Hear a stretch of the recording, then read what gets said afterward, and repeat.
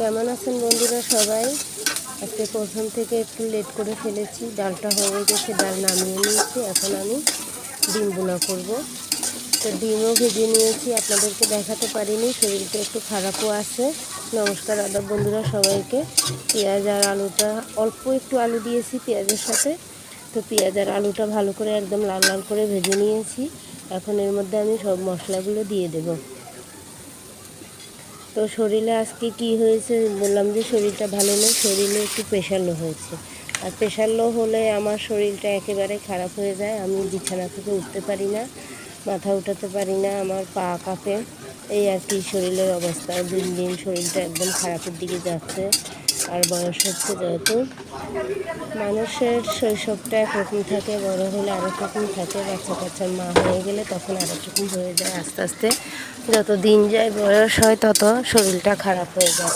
তো আমারও সে অবস্থাই হয়েছে। এতদিন ভীষণ ভালো ছিলাম আমি, এখন আস্তে আস্তে প্রায় সময় আমার শরীরটা খারাপ থাকে। তো আপনারা সবাই আমার জন্য বেশি বেশি করে দোয়া করবেন একটু। আর এখানে গুঁড়া মাছ চচ্চড়ি করবো। এই যে সব মশলা দিয়েছি, এখন তেল দিয়ে দিচ্ছি। আর এদিকে ডিমের বোনাটা কষানো হয়ে গেছে, ভালো করে বেশ অনেকক্ষণ কষিয়েছি। আর আমি অনেকক্ষণ ধরে তরকারিটা কষাই। আর এই যে ডিম ভাজা ডিমগুলো দিয়ে দিলাম। আজকে দুটো তরকারি রাখবো, একটা বোনা আর একটা চচ্চড়ি। আর এর মধ্যে টমেটো দিয়েছি, আজকে টমেটো এনেছে। আমাদের সিজন ছাড়া তো টমেটো খাই না আমরা, ভালো লাগে না, টমেটোটা শক্ত শক্ত থাকে, সেদ্ধ হয় না, এই জন্য বেশি একটা আনে না।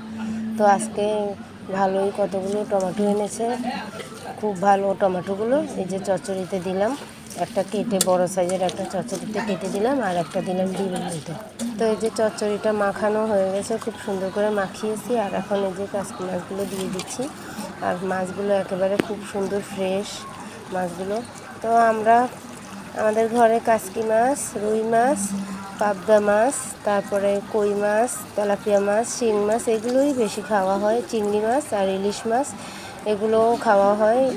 এই কয়টা মাছই খুব বেশি খাওয়া হয় আমাদের ঘরে। আর তেমন কোনো মাছ আমরা বেশি একটা পছন্দ করি না। আর আমি নোয়াখালীর মেয়ে, আমি অনেক মাছই পছন্দ করি, নদীর মাছ, সমুদ্রের মাছ। কিন্তু আমার শ্বশুরবাড়ির লোকেরা সমুদ্রের মাছ বেশি একটা পছন্দ করেন না, তারা এই যা যা বললাম এগুলোই পছন্দ করে।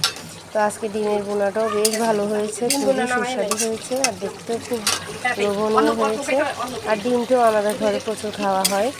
ডিমটা খুব একটা কমন জিনিস হয়ে গেছে, প্রতিদিনই অন্তত ডিম রান্না হয়, ভাজা হয়, এই আর কি।